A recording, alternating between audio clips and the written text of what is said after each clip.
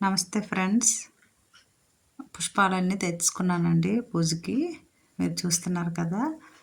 అయితే ఒక గొప్ప విషయం అండి మీకు చెప్తున్నాను. నాకు తెలియకుండా నేను చేశానండి. అది మీకు తెలియచేస్తున్నాను. ఏంటంటే 18వ తేదీన సంకష్ట చతుర్దశి వస్తుందండి. ఇది చాలా మంచి రోజండి. అంటే మన విఘ్నేశ్వరుడికి పూజ చేసుకునే రోజు.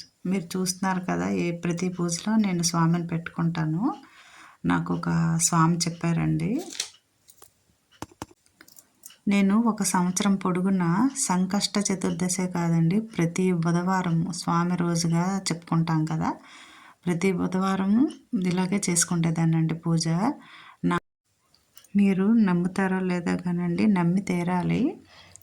నాకు చాలా సమస్యలు పోయి అలాగే మంచి ఫలితము కనిపించిందండి. నేను బాగా నమ్ముతాను స్వామిని. అలాగే ఈ సంకష్ట చతుర్దశి గురించి కూడా మీకు మంచి విషయం తెలియచేస్తానండి.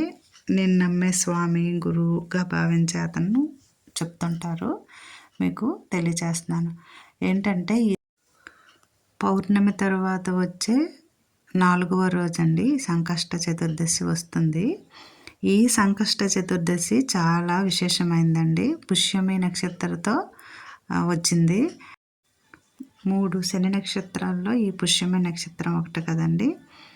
అందుకు ఈ 2 కలిసి వచ్చిన రోజు చాలా మంచిదండి. ఇలాగా ఏ సమస్యలున్నా పోతాయండి. ఆర్థికపరమైనవి, ఆరోగ్యపరమైనవి, ఉద్యోగ సమస్యలు, ఇంకా చాలా రకాల సమస్యలు పోవటానికి మనం నమ్మాలే కానండి. నాకైతే చాలా మంచి ఫలితం కనిపించిందండి. నేను 1 ఇయర్ చేశాను. అందుకని మీకు చెప్తున్నానండి, చేసుకోండి అలాగా. ఈ పూజలు సంవత్సరం పొడుగునా ప్రతి సంకష్ట చతుర్దశి రోజు సంవత్సరం పొడుగునా చేయొచ్చండి. జీవితాంతము చేసుకోవచ్చండి.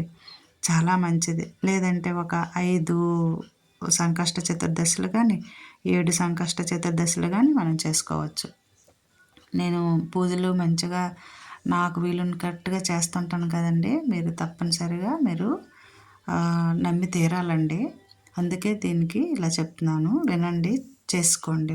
ఏమీ పెద్ద కష్టమేం కాదండి. మీకు రాహు కేతువుల గురించి తెలుసు కదండి.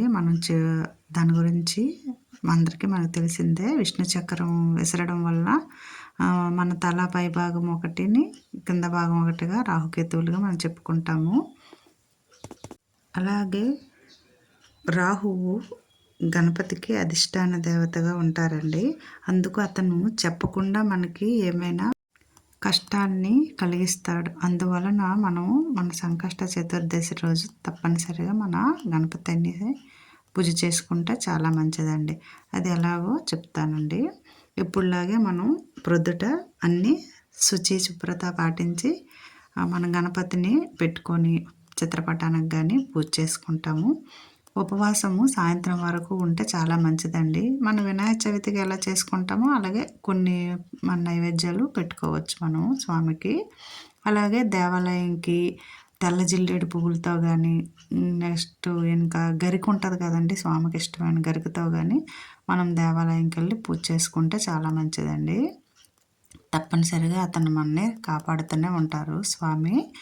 అలాగే స్వామికి ముడుపు కట్టాలనుకోండి, మీరు ఒక ఎర్రని గుడ్డలో 3 పిడికిలు బియ్యము ముడుపు కట్టినా చాలండి. అలాగే ఆకులు, చెక్కలు చాలా ఇష్టంగా అతనికి కదా, మనం తాంబూలము తప్పనిసరిగా పెట్టుకోవాలండి దక్షిణతో పాటుగాను. అలా మనం పూజ చేసుకొని చక్కగా ఆ రోజు సాయంత్రం వరకు ఉపవాసం ఉంటే చాలా మంచిదండి. అంతేకాదండి, ఈ పూజ చేసిన వారి గాలి మనకి సోకినా మనకి, అలాగే వాళ్ళ చేత ఇచ్చిన నైవేద్యం కానీ, తీర్థం కానీ పుచ్చుకున్నా మనకి చాలా మంచిదంట. అంత ప్రతిఫలం అంటండి ఉంటుంది ఆ పూజ చేసే వాళ్ళకి. అలాంటప్పుడు మనమే స్వయంగా చేసుకుంటే ఎంత మంచిది కదండి. ఏమి లేదండి, ఇప్పుడు చెప్పినట్టుగా చేసుకోండి. ఆరోగ్యాన్ని, ఐశ్వర్యాన్ని చక్కగా పొందండి. ఏ ఇబ్బందులు ఉన్న, ఉద్యోగ సమస్యలు ఉన్న, సంతానాలు లేకపోయినా, ఏది లేకపోయినా సరే ఈ పూజ వల్ల మనకి తప్పనిసరిగా ప్రతిఫలం ఉంటుందండి. చేసేసుకోండి. ఇంకా ఇంకో